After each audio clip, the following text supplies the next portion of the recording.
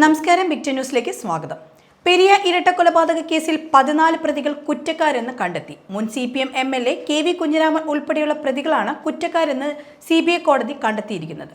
10 പ്രതികളെ വെറുതെ വിട്ടു. ജനുവരി 3-നാണ് ശിക്ഷ വിധിക്കുക. പെരിയ കൊലക്കേസിൽ 10 പ്രതികളെ വെറുതെ വിട്ടതിന് കാരണം CPM Congress ഒത്തുതീർപ്പെന്ന് K. Surendran. TP Chandrasekharan വധത്തിനു ശേഷം CPM-ന്റെ ഉന്നതരായ നേതാക്കൾ ശിക്ഷിക്കപ്പെട്ട മറ്റൊരു കേസാണ് പെരിയ ഇരട്ടക്കൊലക്കേസ്.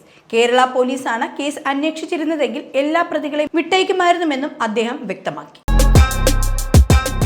ADM നവീൻ ബാബുവിനെതിരെ അഴിമതി ആരോപിച്ച TV പ്രശാന്തൻ പരാതി നൽകിയിട്ടില്ലെന്ന് മുഖ്യമന്ത്രിയുടെ ഓഫീസ്. മുഖ്യമന്ത്രിയുടെ പൊതുജന പരാതി പരിഹാര സെല്ലിൽ TV പ്രശാന്തിന്റെ പരാതി ലഭിച്ചിട്ടില്ലെന്നാണ് ഓഫീസ് അറിയിച്ചത്.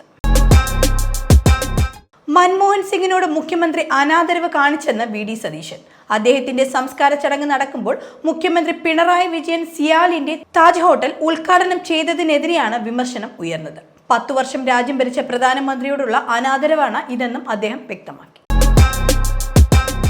വെള്ളാപ്പള്ളി നടേശന്റെ സംഭാവനകൾ വിസ്മരിക്കാനാവില്ല. അദ്ദേഹവുമായി അടുത്ത ബന്ധമുണ്ടെന്നും രമേശ് ചെന്നിത്തല വ്യക്തമാക്കി.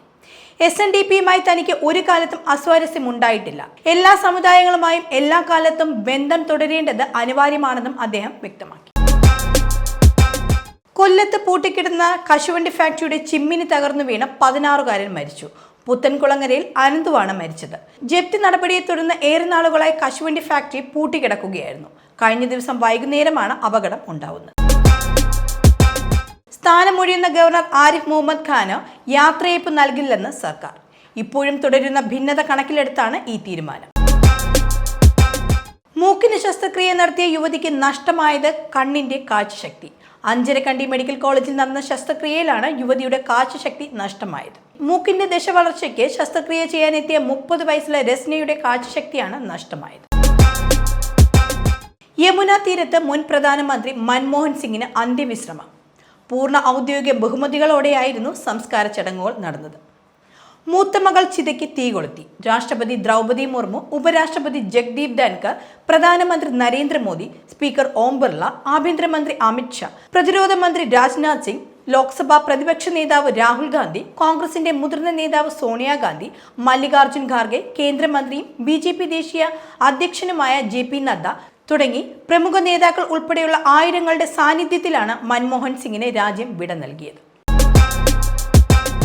കനത്ത മഞ്ഞുവീഴ്ചയെ തുടർന്ന് കുളുവിലെ റിസോർട്ടിൽ കുടുങ്ങിയ 5000 വിനോദസഞ്ചാരികളെ രക്ഷപ്പെടുത്തി. സോളഗ്നാലയിലെ സ്കീ റിസോർട്ടിലാണ് വിനോദസഞ്ചാരികൾ കുടുങ്ങിയത്.